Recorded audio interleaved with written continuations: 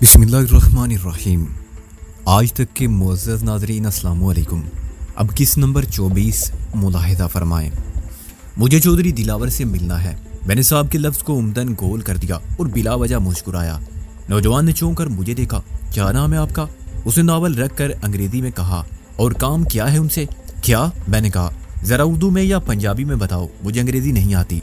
नौजवान ने मुझे मशकूक नज़रों से देखा और अपनी बात दोहराई और मेरे जवाब का इंतज़ार करने लगा। नाम और काम बताए बगैर मुलाकात नहीं हो सकती, मैंने कहा। नौजवान ने नफी में सर हिलाया। अभी यहाँ नीले रंग की एक कार आई थी, टोयोटा क्राउन। मैंने अंधेरे में तीर चलाया जो निशाने पर बैठा। वो डिसिल्वा साहब की गाड़ी थी। वो चले गए। नौजवान ने मुझे मुतला किया। मेरा रवैया उसके लिए पुरस्रार होने लगा था। हाँ, उनके साथ कोई और भी था। तुमने देखा था? मैंने अपने पुरस्रार रवैये को बरकरार रखा। कोई था तो सही। मैंने गौर नहीं किया कौन था। नौजवान बोला, तुम्हें गौर करना चाहिए, तुम्हें यहाँ इसलिए बिठाया गया है। आइन फ्लेमिंग के जासूसी नावल जरूर पढ़ो मगर गौर जरूर करो। वो आदमी मैं था। क्या अब मैं जा सकता हूँ? नौजवान नर्वस हो गया था। उसने खिड़की से मुंह निकाल के चौकीदार को आवाज दी कि साहब को जाने दो। मैं सर झुका के गेट के दरमियान खुल जाने वाले छोटे गेट के अहाते में दाखिल हुआ और उल्टे हाथ पर बनी हुई ईंटों की सुर्ख इमारत के बरामदे में चलने लगा। चौथे कमरे के दरवाजे पर डायरेक्टर का बोर्ड था। मैंने दरवाजे को धक्का दिया और अंदर दाखिल हो गया। एयर कंडीशन कमरे का दरवाजा किसी आवाज के बगैर आहिस्ता आहिस्ता खुद बंद हो गया। कमरा दरअसल एक हाल के चौथाई हिस्से के बराबर था, जिसे लकड़ी और मोटे दानेदार अंधे शीशे की पार्टीशन से चौड़ाई के रुख काटा गया था और मेरे सामने 15 फुट तक फैला हुआ था। शुरू के हिस्से में कालीन वाले फर्श पर दीवार के साथ साथ एक सोफा सेट था और उसके मुकाबिल पार्टीशन थी। आखिरी हिस्से में 6 फुट चौड़ी ग्लास टाइप टेबल पर बहुत से कागजात फैले हुए थे और 2 टेलीफोन रखे हुए थे। एक इंटरकॉम था और एक टाइप राइटर। ट्यूबलाइट मेज के एन वस में छत से आवेजा थी। खुद मेज पर बैठने वाला गायब था। उसकी खाली कुर्सी के पीछे स्टील की एक अलमारी थी और 2 फाइल कैबिनेट थे। मैंने पार्टीशन वाल के दरमियानी दरवाजे से बकिया 3/4 खाल में कदम रखा, जो अब 15 फुट चौड़ा और 20 फुट लंबा कमरा बन गया था। उस कमरे में वॉल टू वॉल कारपेट था जिसका रंग जर था और उसमें सुर्ख फूल थे। खिड़कियों और दरवाजे पर गहरे नीले रेशमी पर्दे थे जिनमें सुर्ख लकीरें सी झिलमिलाती थी और ऊपर जर्द रंग की झालर थी। बाएं हाथ के गोशे में लंबी सी सेंटर टेबल के गिर्द 2 सोफा सेट लगे हुए थे और मेज पर ताजा गुलदस्ता रखा हुआ था। बाएं गोशे में 3 फुट चौड़ी मेज थी जिसकी शक्ल कुछ इंसानी गुर्दों से मिलती जुलती थी। उसके पीछे एक घूमने वाली कुर्सी थी और दूसरी तरफ मेहमानों के लिए 6 कुर्सियां नीम दायरा बनाती थी। एक शख्स मेज पर हाथ रखे झुका हुआ उस शख्स को कुछ समझा रहा था जो कुर्सी पर बैठा था। मुझे देखते ही उन्होंने बातों का सिलसिला मुनक़ते कर दिया। जो शख्स खड़ा था सेक्रेटरी ही हो सकता था, यानी बाहर के कमरे में बैठने वाला। कुर्सी पर बैठे हुए शख्स ने इत्मीनान से पुश्त का सहारा ले लिया। मेरे ज़हन में दिलावर की सूरत का कोई तस्वुर ना था। मैंने सिर्फ उसका मुतहर्रिक साया देखा था। इसकी हरकत और सकनात बातें थी। उसके सिगरेट पीने, सर हिलाने, बात करने का और पहलू बदलने का अंदाज मेरे जहन में था और उन सब बातों को जहन में रखकर मैं ये कह सकता था कि कुर्सी पर बैठे हुए शख्स कदो कामत और जिस्मानी साख्त के एतबार से वही चौधरी दिलावर है। चौधरी दिलावर। मैंने उसके सवालिया निशान बन जाने वाले चेहरे को देखकर कहा, मैं सिकंदर बख्त हूँ। क्लीन शेव, सुर्खो सफेद सेहतमंद चेहरे पर आहिस्ता आहिस्ता मुस्कुराहट फैली और वो इत्मीनान बल्कि कायली से थोड़ा सा उठा। आइए आइए, उसने हाथ बढ़ाकर नीम ख्वांदा पंजाबी लहजे में कहा। अभी अभी अपने वो आए थे, की ना आए उन्हें दा डिसिल्वा साहब। उसने मेज पर हाथ मारा और नामे बरवक्त याद आ जाने पर दाद तलब नजरों से सेक्रेटरी को देखा। वो आज गए थे बहुत कुछ। क्यों भाई? सेक्रेटरी ने इकरार में सर हिलाया। अच्छा, वो शिकायत करने आए होंगे। दिलावर बेढंगेपन से हंसा। शिकायत तो सारे जमाने को सारे जमाने से है। क्यों भाई? उसने सेक्रेटरी की तरफ देखा और वो आदी मालूम होता था। चुनाचे उसने फौरन सारी ला के तायद की। छड्डो परा, मैंने कहा। ओए तू भी तो बड़ी गर्मी खाता है, थोड़ी नरमी भी रख मिजाज में। पर वो थोड़ा सुरूर में था। समझ गए ना आप? अपना देसी साहब है ना, चुस्की मुस्की लगा लेता है कभी कभी। मुझे अंदाजा हो गया था, मैंने कहा। चुस्की और मुस्की दोनों से दफ्तर ही में शौक कर रहे थे। गालबन यूरोप में रोजा रखते रहे। दिलावर ने फलक शगाफ कहका मारा। ओ भाई कमाल गल कीती है, रोजे।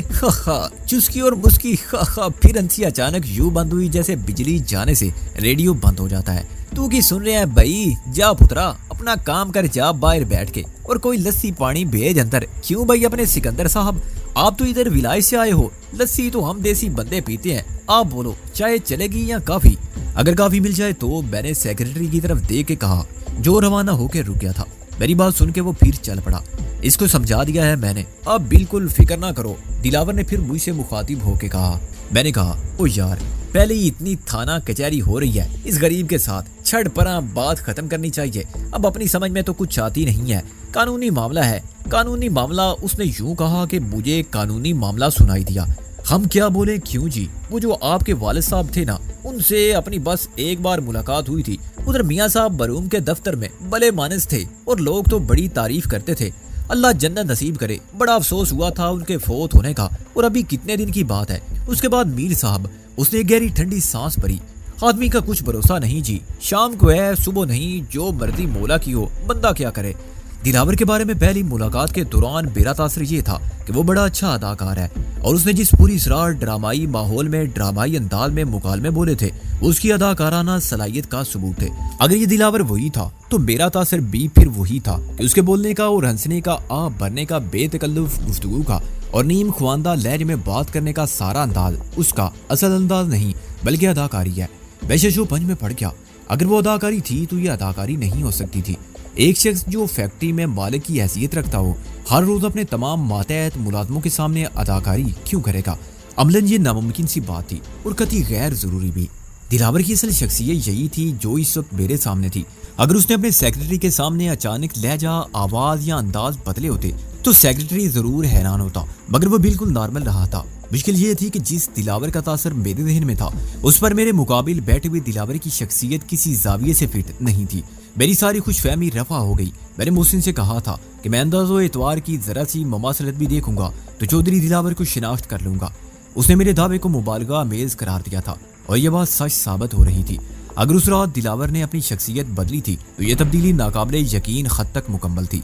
उस रात मुझसे पसे पर्दा रह के बात करने वाले उस दिलावर की 100% मुख्तलिफ थी। वो मुहद्दब, तालीम याफ्ता, पुरसुकून रह के नरम ठहरे हुए पूरे एतमाद लहजे में बात करने वाला था।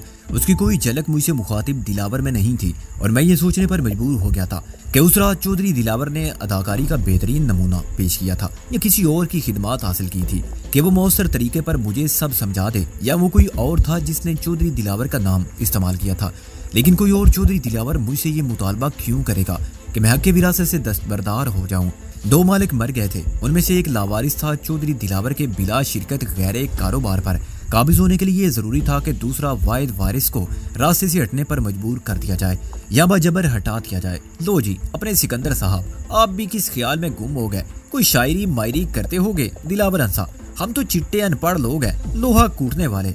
माफ कीजिएगा, मैंने कहा। आपने वालिद साहब का जिक्र किया तो मुझे उनकी याद आ गई। अब ये तमाम कारोबार आप ही को संभालना पड़ रहा होगा। आपकी जिम्मेदारी में तो बहुत इजाफा हो गया है।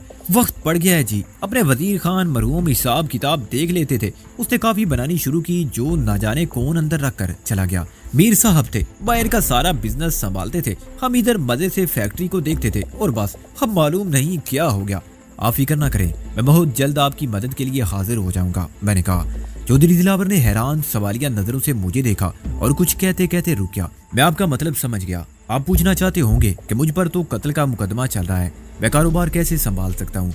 आपका अंदेशा बजा, लेकिन मुझे मेरे वकीलों ने यकीन दिलाया है कि केस बोगस होने की वजह से इतना कमजोर है कि सजा होने का कोई सवाल ही पैदा नहीं होता। बेशक पेशा भर वकील मुवक्किल से हमेशा यही कहते रहते हैं। हाँ जी, वो हंसा और उसने काफी मेरे सामने रखी। वो एक लतीफा है ना जनाब कि था कोई हमारे जैसा पेंडू और उसे वकील मिल गया कोई चलता पुरजा। 307 का केस था जो उसकी पैरवी से 304 का बन गया। मुवक्किल ने दहाई दी तो उसने कहा, देखो अपील में क्या होता है। अपील में 302 का केस हो गया और फांसी की सजा हुई तो मुवक्किल चिल्लाने लगा। वकील ने कहा, ओए बेवकूफ, तेरे सामने मेरी कोशिश से 5 दफात कम हो गई। जरा मोहलत मिलती और तो बाकी दफात भी खत्म करा देता, मगर तेरा टाइम और तेरी फीस दोनों ही खत्म हो गए। जब वो लतीफा सुना रहा था तो मैंने उसकी पहली लग्जश पकड़ी। अभी वो खुद को चिट्टा अनपढ़ कह रहा था और लतीफे में उसने कानून की दफात के हवाले बड़ी रवानी से बोले। 307 का मतलब था इक़दाम कत्ल, 304 गैर इरादी कत्ल और 302 कत्ले उम्दा की दफा थी। मगर बिल्कुल जाहिल शख्स इससे कैसे वाकिफ हो सकता है और लतीफे में हवाले के तौर पर किसी गलती के बगैर कैसे इस्तेमाल कर सकता है? यह लतीफा तो वो रोज किसी को नहीं सुनाता होगा। ताम ये कोई ऐसी मौसर दलील ना थी जिससे मेरी बेयकीनी खत्म हो जाती। लतीफा खत्म हुआ तो मैं यूं अंसा जैसे मैंने वाकई ये लतीफा पहली बार सुना हो। दरअसल वकील मेरे बचपन के दोस्त हैं, मैंने कहा। दोनों हाई कोर्ट और सुप्रीम कोर्ट के वकील हैं और फीस देने का क्या सवाल। मैं फीस की बात भी करूं तो नाराज हो जाएं। अच्छा, उसने अदम दिलचस्पी से इखलाकन कहा। अच्छा है जी, आप आ जाओ तो कुछ काम बने। आप विलायत में रह आए हो, माशाल्लाह नौजवान और पढ़े लिखे हो, सिलवा तो है मुलाजम। आपकी बात हो रहा है और रब करे ये सब झूठ हो। दिलावर साहब, मैंने कहा, जब मैं इंग्लैंड गया था तो कारोबार के 2 शरीक थे, मेरे वालिद और मीर शराफत अली। आप तीसरे शरीक की हैसियत से इस कारोबार में कब शामिल हुए? पहले आप क्या करते थे? चौधरी दिलावर का चेहरा यकलख्त संजीदा हो गया। मैंने महसूस किया कि उसकी हालत के तगय्युर का सबब मेरा दूसरा सवाल है। वो जी, मैंने कहा था हम तो लोहा कूटने वाले बंदे हैं। तो सच्ची बात है कि लोहा कूटते कूटते मिस्त्री बन गए, फोरमैन हो गए। सब अल्लाह की देन है कि जो देखते देखते इधर उधर फिट हो जाते। उसने सर को उंगली से बजाया। मशीनों के पुर्जे एक दफा खोल कर डाल दिए तो दोबारा जोड़ने में कभी दुश्वारी नहीं हुई। ये लौंडे जो अंग्रेजी की मोटी मोटी किताबें पढ़ के इंजीनियर साहब बन जाते हैं, मेरे जूते साफ करने के काबिल नहीं थे। मशीन बिगड़ जाए तो इनको देखनी पड़ती हैं किताबें, नक्शे, चार्ट और डायाग्राम। फिर मक्खी पर मक्खी मारते हैं। खराब पुर्जे की जगह नया पुर्जा लगा दिया। पुर्जा तो खुद एक मशीन होता है, देखना पड़ता है कि उसकी शक्ल, सूरत, नाक, नक्शा बदल के अच्छा किया जा सकता है जिससे काम और अच्छा हो।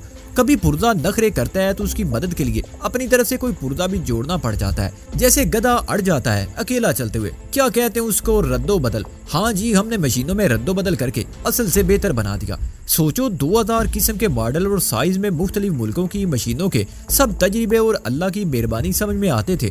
आप देख लें, ये जो पुराने उस्ताद होते हैं ना, मोटर मैकेनिक, जो बचपन से गिराज में जूतियां सीधी करनी शुरू करते हैं और मार खा खा के पेच कसते कसते ऐसे माहिर हो जाते हैं कि हर मॉडल की कार का इंजन तस्वीर की तरह उनकी खोपड़ी में रहता है।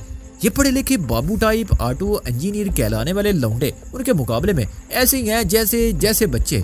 उसके दिमाग में फौरन कोई मुनासिब तशबीह नहीं आई थी। तो जनाब, हमने भी ऐसे तरक्की की थी। बीर साहब ने कहा, इधर फैक्ट्री लगानी है, कुछ माल है तो निकालो। बस जी, हमने जो थोड़ा बहुत बचाया था वो देकर पार्टनर बन गए। मैं बड़े गौर से उसकी बातें सुन रहा था और मेरा वो यकीन मुतज़ल्ज़ल हो चुका था कि मैं उसी दिलावर से खम कलाम हूँ जिसने मुझे अगवा किया था, जो एक नामालूम शख्स की कोठी पर चौकीदार को कत्ल करके काबज हुआ था, जो उस रात स्ट्रीव सुन रहा था और किसी औरत के साथ दादे ऐश दे रहा था, और जिसने मुझे इंतहाई खतरनाक अंदाज में खुली धमकी और 1 माह की मोहलत दी थी। ये सीधा साधा बिस्तरी से फोरमैन और बिलाखर MWD इंजीनियरिंग कम्प्लेक्स का मालिक बन जाने वाला अनपढ़ और साफ गो आदमी कोई और था। चौधरी साहब, मैंने कहा, पहले आपने कहाँ से तजर्बा हासिल किया था? मेरा मतलब है, आप मिस्त्री कहाँ थे, फोरमैन कहाँ? इस सवाल का जवाब वो अपनी बातों में गोल कर गया था। अब क्या पूछते हो सिकंदर साहब, पुरानी बातें हैं। जहाँ का आबो दाना था वहाँ रहे, कभी यहाँ कभी वहाँ, लाहौर, फैसलाबाद, कराची। उसने बड़ी सफाई और पूरे एतमाद के साथ साबका हवाले बताने से गुरेज किया। ये शक पैदा करने वाली दूसरी बात थी। इतनी साफ बात करने वाला कह सकता था कि मैं फलां फाउंड्री में इतने साल मिस्त्री रहा, फिर उसने बीकू या इत्तफाक जैसे इदारों में बाहसियत फोरमैन काम किया होता या लोकोशाब में रहा होता तो फख्र से बताता, मगर नाम लेने से उसका माजी कोरीदा जा सकता था। वो अपने माजी का सुराग देने के लिए बिल्कुल तैयार ना था और मैं ये बात उससे जबरदस्ती नहीं पूछ सकता था। डिसिल्वा साहब को कौन लाया था? मैंने कहा, क्वालिफिकेशन क्या है इनकी? मैंने सुना है कि वो डिग्री है ना की ना आए उदा, हाँ MBA। वो बोला, अपने मीर साहब लाए थे। फिर वो बात हुई जिसने एकदम बेरे शकूक की तौसीक कर दी। अभी उनके साथ कोई आया था? हाँ जी, वही मुस्की। वो हंस के बोला और मैंने फौरन उसका झूठ पकड़ दिया। मैंने बैंक स्क्वायर की तरफ से आने वाले नीले रंग की टोयोटा करौन गाड़ी को इधर ही आते देखा था और मुझे उसमें पीडरू की सूरत दिखाई दी थी। गेट पर जेम्स बॉन्ड का नावल पढ़ने वाले नौजवान ने तस्दीक की थी कि उनके साथ कोई था। चौकीदार ने यकीनन गाड़ी को देखते ही गेट खोल दिया था और गाड़ी रुके बगैर सीधी गुजर गई थी। डिसिल्वा के साथ गैर मुतलका शख्स अंदर कैसे जाता, और जाता तो चौधरी दिलावर ये बात क्यों छुपाता? वो कह सकता था कि उनके साथ उनके कोई दोस्त थे। मैं नहीं जानता, लेकिन उसने झूठ बोला जानते बूझते। मैंने गेट पर रोकने वाले नौजवान से कहा था कि वो शख्स मैं हूँ और उसने मान लिया था। वो सूरत नहीं देख सका था, मगर उसने ये जरूर देखा था कि उनके साथ कोई मर्द था। अगर लड़की होती तो वो मुझे बेरे झूठ पर बेइज्जत कर देता। चौधरी दिलावर ने अपनी तरफ से ज़ानत का मुजाहरा किया था। आखिर मैनेजर के साथ कौन आएगा? उसकी सेक्रेटरी, जिसके चुस्की मुस्की के जिक्र पर मैंने चुस्की से अलग करके मुस्की कहा था तो वो बहुत लुत्फअंदोज हुआ था। अब मेरे लिए शक की कतई गुंजाइश ना रही कि मेरी आंखों ने गलत नहीं देखा था कि डिसिल्वा के साथ पीडरू आया था और दिलावर ने ये बात छुपा ली थी। बेशक मैं गेट के चौकीदार से पूछ के मजीद तस्दीक कर सकता था, मगर मैंने इसकी जरूरत नहीं समझी। अच्छा दिलावर साहब, मैं एक नजर फैक्ट्री देखना चाहता था। मैंने कहा, हम क्या बनाते हैं, कैसे बनाते हैं? जी जी देखो जी, आप मालिक हो, पूछना कैसा? वो बोला, मगर आज नहीं। मैंने अपनी वोटी से कहा था कि जल्दी आ जाऊंगा तो उसको दाता साहब ले जाऊंगा। उसने चादर चढ़ानी है। आप कल परसों जब दिल करे आओ। वैसे भी अब छुट्टी होने वाली है। आप कैसे आए हैं? मेरा मतलब है कि कहाँ क्या मैं आपका गाड़ी है कि नहीं कि मैं छोड़ देता हूँ। बेशक मैं मशीनों की तैयारी, पैकिंग, स्टोर और गोदाम के तमाम शोबे देखकर अंदाजा करना चाहता था कि गड़बड़ हो रही है तो कहाँ, मगर मुलाकात का असल मकसद कुछ और था जो पूरा हो चुका था। दूसरा मकसद अब पूरा हो सकता था कि मैं चौधरी दिलावर का घर देख लूँ। ये तो बड़ा अच्छा होगा। मैंने कहा आप मुझे अपना घर भी दिखा दें और फिर मुझे मेरे घर पर ड्रॉप कर दें। मैं एसएसपी जामन रिजवी साहब के घर ठहरा हुआ हूँ। कनक से मैंने उस नाम का रद्देमल देखा, मगर उसका चेहरा सपाट था। वो कहाँ रहते हैं? उसने मेज की दराज में से गाड़ी की चाबियां निकालते हुए कहा। बांसू वाली सड़क पर म्यू गार्डन के पीछे, मैंने कहा, और उसने फकत सर हिलाया। बाहर आके उसने सेक्रेटरी को ठीठ लाहौर की पंजाबी में बताया कि वो घर जा रहा है और दफ्तर बंद करके वो भी जाना चाहे तो चला जाए। और देख पुत्र, वो ड्राइवर किथे है, उन्होंने लब के ले आ। उसने चाबियां सेक्रेटरी की तरफ उछाल कर कहा। उस नवाब ने पुत्र ने आना थे अपने टाइम थे। उस सेक्रेटरी ने 5 बजे गाड़ी लेकर आने वाली ड्राइवर को 4:10 पर हाजिर कर दिया। मैं दिलावर के साथ पीछे वाली सीट पर बैठ गया और जब गेट खुला तो मुझे ये देखकर खुशी हुई कि चौकीदार के अलावा जेम्स बॉन्ड का नावल पढ़ने वाले नौजवान ने भी बड़े अलर्ट होकर उठकर सलाम किया और ये देखा कि मैं वाकई कोई वीवीआईपी हूँ जिसे चौधरी साहब अपनी गाड़ी में अपने साथ ले जा रहे हैं। और वो भी कबल अज वक्त मुझे यकीन था कि आइंदा कोई उनमें से मेरा रास्ता नहीं रोकेगा। मेरी ये खुशी उस वक्त खाक में मिल गई जब जमजमा यानी बंगियों की तोप की तरफ से कार माल रोड पर आई तो दिलावर ने अपने शूफर को हुक्म दिया कि सीधा चले और कश्मीर रोड की तरफ हो जाए। पहले सिकंदर साहब को छोड़ना है। साफ जाहिर था कि वो मुझे टालना चाहता है। चुनाचे मैंने भी उसका घर देखने पर इसरार नहीं किया या किसी से भी मालूम किया जा सकता था कि चौधरी साहब की रिहाइश कहाँ है। जब कार मुझे जामन रिजवी साहब की कोठी के दरवाजे पर छोड़कर सीधी निकली तो मैं वापस हुआ और चौक तक पहुंचा भी ना था कि पीछे से एक खाली रिक्शा आया जिसे मैंने गुजरने से पहले रोक लिया और म्यू हॉस्पिटल चलने के लिए कह दिया। रिक्शा की सवारी करना खासी जिस्मानी मुशक्कत का सबर आजमा काम था, मगर लाहौर में टैक्सियों की तादाद ना होने के बराबर थी। कम से कम मुझे कभी जरूरत पड़ने पर टैक्सी नजर नहीं आई। हॉस्पिटल में मुझे मोहसिन को तलाश करना पड़ा क्योंकि मुलाकातियों के आने का वक्त हो चुका था और म्यू हॉस्पिटल के हर वार्ड में सैकड़ों के हिसाब से हर बीमार को देखने के लिए आने वाले मर्दों, औरतों और बच्चों का हुजूम था जो बरामदों में भी जमा थे। मोहसिन ने खुद ही मुझे देख लिया और तीर की तरह मेरी तरफ आया। राबिया नहीं आई? मैंने पूछा। मोहसिन ने नफी में सर हिलाया। तेरी मुलाकात होगी चौधरी दिलावर से? हाँ, मैंने कहा। मैंने गलत नहीं देखा था। उस नीली कार में जो डिसिल्वा की थी वही उस्ताद पीडरू बैठा हुआ था। फिर मैंने उसे चौधरी दिलावर से मुलाकात का हाल तफसील से सुनाया। उस वक्त वो बेंच खाली नहीं थी जिस पर हम दोपहर के वक्त बैठे हुए थे।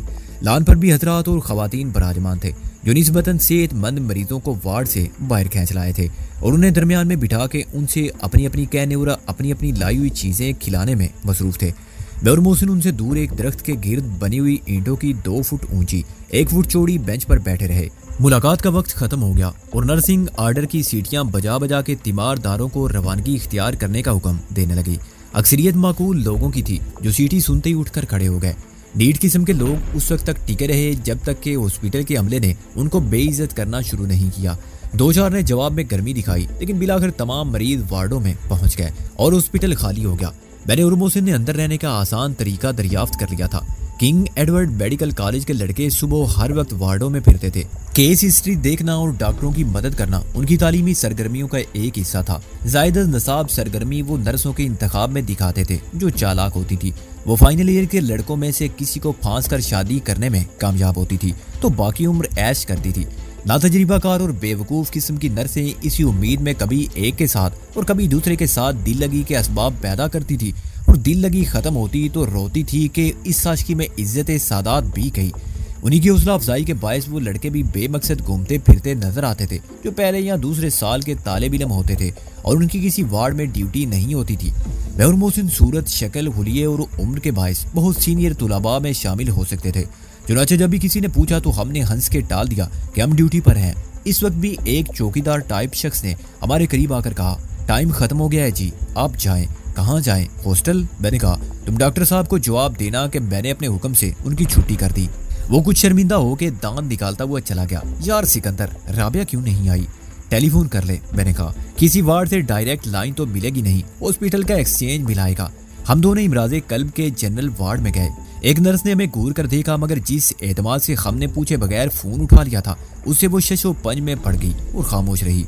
नंबर मांगकर हमने नर्स से कहा कि कॉल मिले तो हमें बुला ले और बिलावजह वार्ड का एक चक्कर लगा लिया। जब हम वापस आए तो नर्स ने हमें मुतला किया कि नंबर नहीं मिला। ऑपरेटर ने कहा है कि रिंग जा रही है, रिसीवर कोई नहीं उठा रहा। हमने सारी लाया और बाहर चले गए। राबिया के ना आने की वजह क्या हो सकती है? मोहसिन ने बाहर आकर कहा। मेरी समझ में तो कोई वजह नहीं आती, मैंने कहा।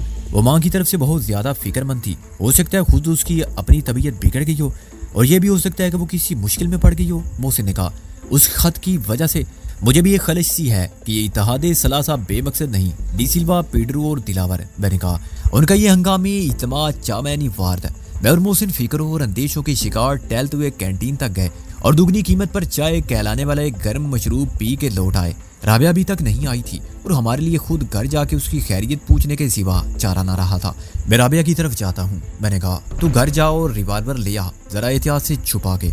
रिवाल्वर तो मेरे पास है, मोहसिन ने कहा, और मैंने कितनी एहतियात से छुपा रखा है इससे अंदाजा कर ले कि खुद तुझे मालूम नहीं है। एक बार फिर हमने रिक्शा में तय बाला होते हुए म्यू हॉस्पिटल के दरवाजे से क्राउन सिनेमा तक का सफर किया और सिनेमा के बाहर शौके निजारा जिमाल रखने वाले के हुजूम में शामिल हो गए। एक दरवाजे से अंदर गए और दूसरे से बाहर आ गए। चंद कदम पैदल चलने के बाद हमने राबिया की सुर्ख फॉक्स वैगन देखी, जो अपनी कोठी के गेट से तकरीबन 100 गज दूर फुटपाथ से लगी हुई दूसरी कोठी के आते के सामने खड़ी हुई थी। उसके आगे प्राइवेट डॉटसन कार थी और पीछे टोयोटा करोला के नए मॉडल की टैक्सी। फासले से अंदाजा होता था कि प्राइवेट कार बाद में आगे आके रुकी थी। टैक्सी अलबत्ता चंद इंच के फासले पर थी। चुनाचे जाहिर था कि बाद में फॉक्स वैगन के पीछे आ खड़ी हुई थी। ड्राइवर किसी गाड़ी में नहीं था। मेरे कोठी के गेट पर लिखे हुए नंबर को और नाम की तख्ती को देखा और मैं घंटी का बटन दबा के ये पूछने ही वाला था कि मिस राबिया यहाँ है। अगर हैं तो उन्हें बता दीजिए कि सिकंदर बख्श साहब और मोहसिन साहब हॉस्पिटल से आए हैं और वो जब भी फारिग हो जाएं अपने घर आ जाएं। मगर उसी वक्त मोहसिन ने मुझे रोक लिया। सिकंदर, ये देखो। उसने चारों तरफ निगाह डाल के मुझे बुलाया और मैंने दूसरी तरफ जाके बंद शीशे से झांका तो मुझे मोहसिन की तशवीश का सबब मालूम हो गया। चाबियां कार ही में थी और इग्निशन स्विच से झूल रही थी। इसका क्या मतलब है? इसका मतलब ये भी तो हो सकता है कि राबिया चाबियां निकालना भूल गई हो, मैंने कहा। मोहसिन ने इनकार में सर हिलाया। गाड़ी बंद करके चाबी निकाल लेना एक लाशऊरी आदत बन जाती है। ज़हनी परेशानी में भी चाबियां कोई नहीं भूलता। एक फौरी ख्याल के तहत मैंने पीछे वाली टैक्सी में झांका और जब मुझे उसकी चाबियां भी स्विच से लगी हुई नजर आई तो मेरा दिल डूबने लगा। अब बजा तौर पर यह फर्ज किया जा सकता था कि राबिया के साथ कोई नाखुशगवार वाकया पेश आया है और मैं और मोहसिन कुछ देर खड़े सोचते रहे कि अब क्या करना चाहिए। हमारा ज़हन इस ख्याल को कबूल करते हुए डरता था कि राबिया अगवा हो गई है, लेकिन आसार यही थे कि वो अपने घर से निकली तो किसी ने टैक्सी में उसका पीछा किया और उसे यहाँ रुकने पर मजबूर होना पड़ा। टैक्सी चोरी की थी, चुनाचे अगवा करने वाले उसे भी छोड़ गए और किसी तीसरी गाड़ी में राबिया समेत रवाना हो गए जो प्रोग्राम के मुताबिक यहाँ मौजूद होगी। ये सब कुछ इतने कम वक्त में हुआ होगा कि किसी ने कुछ नहीं देखा होगा या देखा होगा तो गैर अहम समझकर नजरअंदाज कर दिया होगा। आमने सामने सिर्फ कोठियां थी, चुनाचे कुछ देखने वाले राहगीर वगैरह ही हो सकते थे। कारों वाले ड्राइविंग करते हुए निगाह सड़क पर रखते हैं और उनको उमूमन गिरदोपेश की खबर नहीं होती। पैदल चलने वाले या साइकिल सवार कार का ताकुब करने की सोचते भी नहीं। दाल में काला नजर आए तब भी कोई किसी के झगड़े में नहीं पड़ता। क्या ख्याल है मोहसिन? इस कोठी वालों से पूछें, मैंने कहा, लेकिन इस तरह बात फैल जाएगी। वो पूछ सकते हैं कौन राबिया कारी एडवोकेट जिनकी ये कार है, और वो ना हुई तो मसला उलझ जाएगा। फिर क्या करें? मोहसिन बोला, इंतजार करें या पुलिस से राब्ता कायम करें? कुछ ना कुछ तो करना ही है। हाँ, लेकिन पुलिस को अभी हम क्या बता सकते हैं? हमारे मफरूजात उनके लिए हकायक तो नहीं हो सकते, मैंने कहा। अगवा वो भी एक औरत का और औरत भी वो जो इतनी सीनियर एडवोकेट है।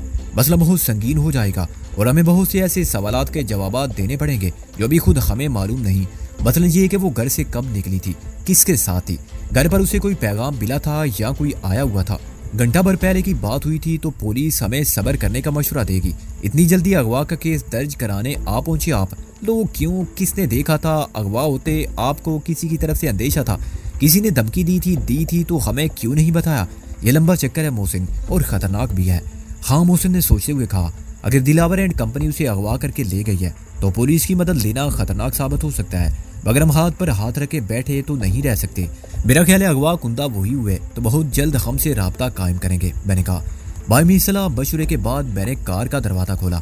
मेरी नाक में राबिया की खुशबू की बजाय एक अजीब सी नागवार गुजरने वाली चुभती हुई तेज बू आई। ये कैसी बू है मोहसिन? मैंने चाबियां निकाल कर कहा। क्लोरोफार्म, मोहसिन ने कहा। दरवाजा खुलते ही जो उसके नथनों तक भी पहुंच गई थी। मैंने स्टीयरिंग व्हील के नीचे क्लच पैडल के पास से एक रूमाल उठाया। रूमाल खुश्क हो चुका था लेकिन ये मर्दाना रूमाल था और वो तेज बू उसी में से उठ रही थी। ये रूमाल राबिया के साथ पेश आने वाले साने की पूरी रुदात सुना रहा था। मेरा ख्याल है कि कार यहीं मुकफ्फल कर देते हैं, मैंने कहा, और घर चलकर खादमा से पूछते हैं, लेकिन अभी उसे कुछ और बताने की जरूरत नहीं है। मोहसिन ने इत्तफाक करते हुए सर हिलाया। मैं दरवाजा बंद करने लगा तो मुझे राबिया के हैंड बैग ने मुतवज्जो कर लिया, जो मामूल के मुताबिक साथ वाली सीट पर नहीं था बल्कि पीछे रखा हुआ था। मैंने मोहसिन को इशारा किया और खुद ड्राइविंग सीट पर बैठ गया। मोहसिन घूमकर दूसरी तरफ आया और आगे वाली सीट को झुका के पीछे जा बैठा। मैंने कार स्टार्ट की और एहतियात से यू टर्न लेकर घुमाई। कोठी के सामने ठहरने की बजाय मैं कार को मुखालिफ समत में 100 गज दूर ले गया। मोहसिन ने उसी असना में हैंडबैग खोल लिया। गाड़ी रुकते उसने एक कागज का पुर्जा आगे बढ़ाया। ये हैंडबैग में से निकला है, मोहसिन ने कहा, बाकी सब चीजें मौजूद हैं।